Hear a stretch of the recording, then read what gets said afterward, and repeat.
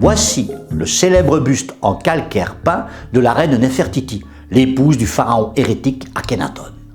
Réalisé vers 1350 avant notre ère, ce prodigieux morceau d'éternité ne dénoterait pas dans un musée d'art contemporain tant ses lignes sont étonnamment modernes. Le buste est l'œuvre du sculpteur Thoutmôsis, qu'il aurait réalisé sans respecter les codes de beauté en vigueur à son époque. Stuc peint de 47 cm de haut et pesant 20 kg, l'œuvre est abîmée.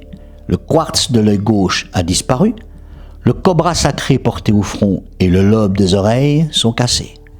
Mais ces détails ne masquent pas la symétrie parfaite du visage, l'impression de grâce de la tête, chargée d'une lourde couronne et souvent comparée à une fleur qui s'alourdit sur sa tige.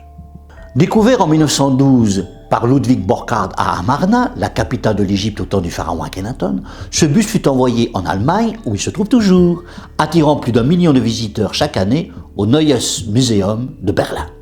L'Égypte d'ailleurs réclame sans cesse la restitution de ce trésor, demande sans cesse rejetée.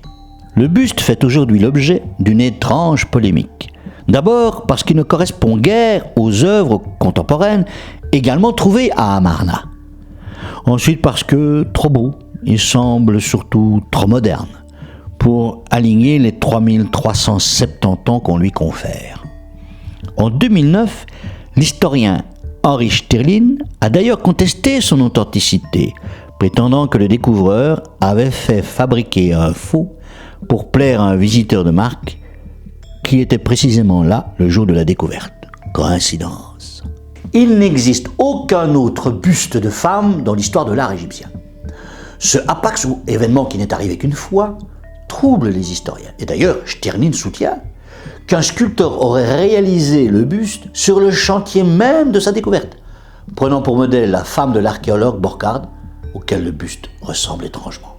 Mais aujourd'hui, certains éléments dissipent ces doutes. D'abord, la datation des couleurs confirme l'antiquité de l'œuvre.